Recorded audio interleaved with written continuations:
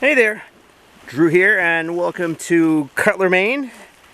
This is abandoned Maine after all, and we're here to explore, like I said, lost, forgotten, and obscure aspects of history, no matter how far back it goes. And today we're at a place called Norse Pond. It's N-O-R-S-E, Norse. We're referring to Vikings, Scandinavians, and these pre-Christian civilizations that we're exploring this part of North America more than 1,000 years ago. So this is based on an article in the Bangor Daily News. Fortunately, it doesn't have a date, but Mr. John Day wrote the article. Says set back more than 1.5 miles from Route 191. Accessible only by a logging road. It's been called Norse Pond for as long as any descendant in the area can remember, and exhibiting definite traces of handiwork. The pond, let's see.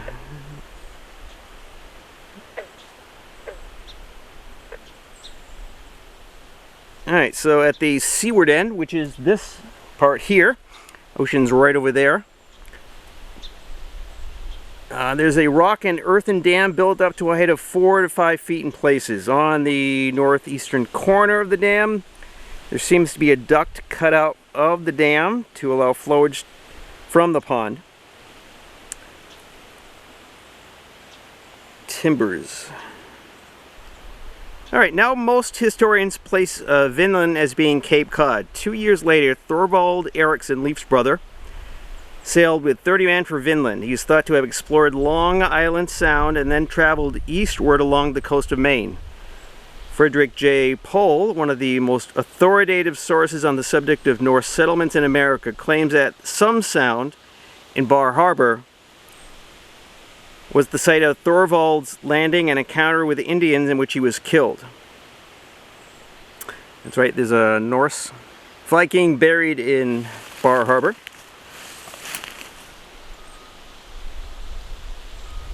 And it says Norse Pond at Cutler could have been one of the Viking settlements during the 3 centuries or so the Norsemen frequented North America. Professor Emmerich said that there are many such structures along the Atlantic coast that resemble Norse game ponds, and that such sites are excavated by experts. No one will ever know for sure. He didn't discount the possibility that Norse Pond could be the site of a Viking encampment and offered to inspect any fossil or archaeological remains discovered on the site.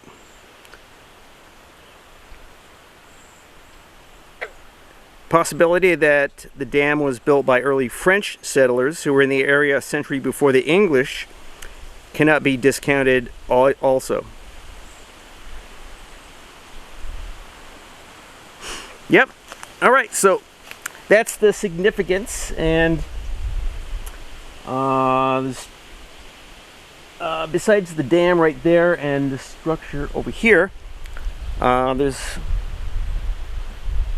what people call carvings. So let me take you over. Alright, so you can see the dam structure right there. It's hard to see because this is this area right here is just so overgrown, it's like a jungle. But there's the dam structure right there, and then there is this berm right here. It's a berm. You can see it on the map right over there. Okay, so next is these carvings. It's unfortunate this is a rock ledge right here. So I take you.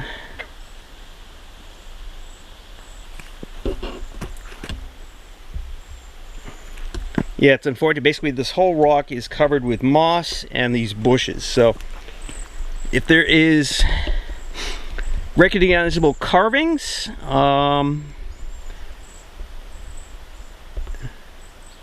yeah, it would require basically a team, some people to come out here, you know, with shovels and stuff, and this whole rock face cleared out to tell, because I'm unfortunately not fixed up. All I got is a machete to basically cut through this thick bush. All right. So as you can see, there's these deep cuts here in the granite face, and they got two things in particular that's of note. You got this thing here that's, I think, is quarried out. You know, somebody cut this out of the face here. Yeah, it's a shame, because like it's you can't even see.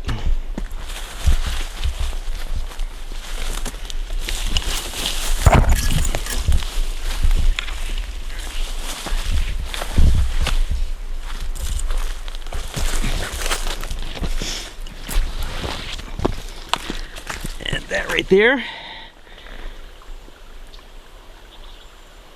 And it's kind of obvious, look at this, was quarried.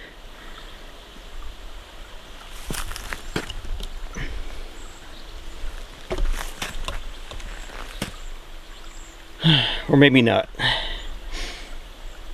But yeah.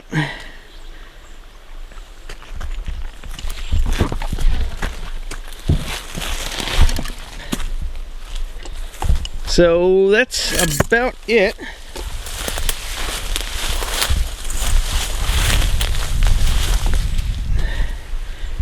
Alright, so this is Norse Pond here in Cutler. Ain't easy to get here, just like that newspaper article said, because you gotta get it through a dirt road, and then you just gotta go clamber through, like I said, thick bush. So yeah, if you get a machete or something like that, bring it. You're gonna need it. Okay, this is Drew here in Cutler. I'm gonna go basically down by the beach, see if I can find anything down there, and if not, well, I'm gonna cut it off here. Thank you for coming. And well, it's unfortunate, but who knows what's hidden under there. Yeah, who knows. Okay, bye bye. All right. Okay, I'm a little south of where I was earlier. Across this little area. What do you think? Just like bowl.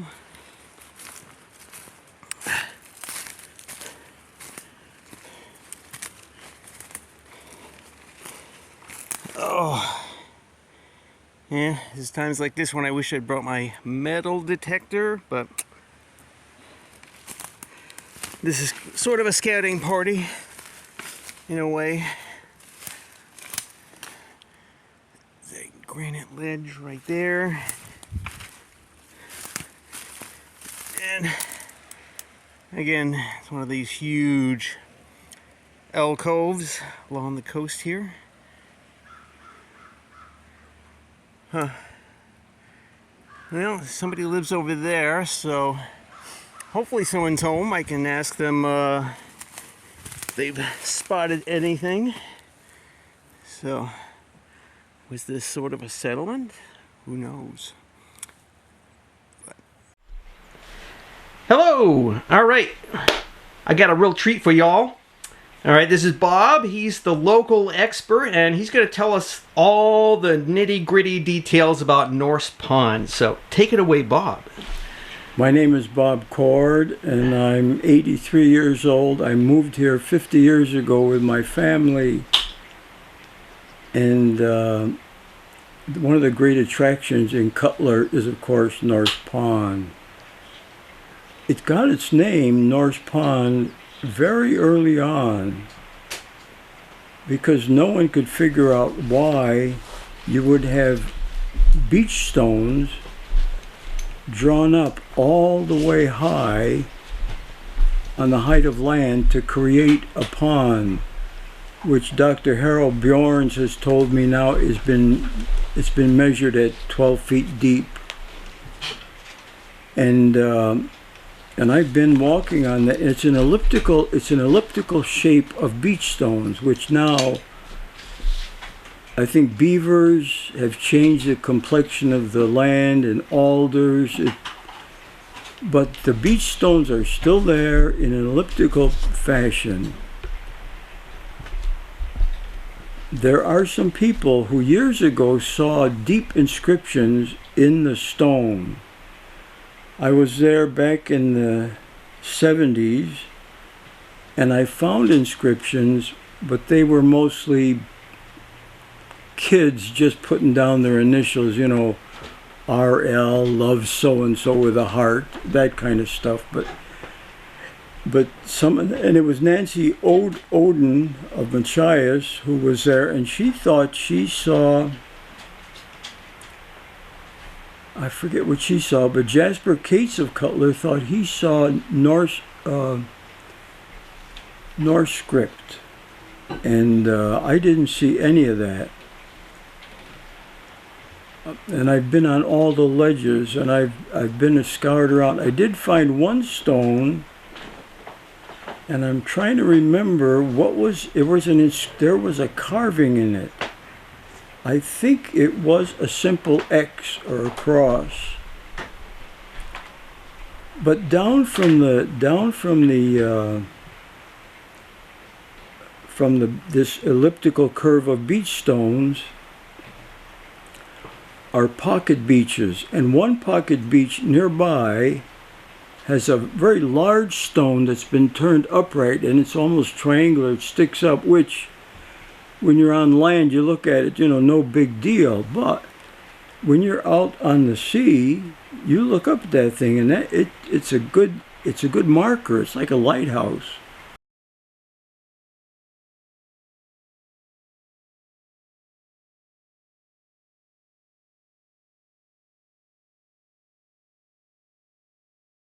That we'll definitely have to go back and find it. Yeah, you can't miss it. I mean, it's there, and if I find it, I'll send it to you. Okay. I'll email a picture of it to you. And so there's pocket beaches would be perfect for a Norse boat to land. So they've never doubted that it was Norse Pond. No other explanation. It's man-made, no question about it. But centuries have just covered up. We're talking about, what, how many years ago? 900 years ago? At least 1,000 years. 1,000 years ago. I mean, alders and... Because we're talking about 950... Yeah, well... The 900s. And my kid had a path up in the back woodlot with his moped, and he went off to college and came back, and the path was gone. Alders had taken over, as you see. Oh yeah, getting there was extremely difficult. I had to use my machete. It's literally just going through a jungle. It's very difficult to get to. There are some summer homes there, and there's a road that goes close by, and it's gated almost all the time. And of course, if you're lucky, the gate will be open. And I don't think it's private property. It might be. And but I've been down that road many a time, and no one ever stopped me. And that's about all. There's probably more. And there's a lot of conjecture about the pond. I wrote a history back in '82 and '83, published it in '85. And down east to Cutler, and in it I think I list 8 or 9 conjectures. One I didn't put in the book was one of the fellows out to the town dump told me one time, he says we had giant beavers out here during the Pleistocene age, and they built it. Might toss that one out. But there have been people say the Japanese built it, then it was the Egyptians built it, and then the Norse might have built it. But it's man-made, and that's the curious part about it. Something man-made, it is unnatural, and it's the beauty of it. That's what I know about Norse Pond. Read my book. Okay. Is this for sale? Yeah, for sale, $20. It's a bargain in today's day and age. Yes. And it's all history, and it's got a lot of genealogy for people who are interested in genealogy. Oh yeah, my sister is big into genealogy. This loaded with genealogy. Anyway, that's all that. Good. Great. Thank you very much. Yeah. Thank you.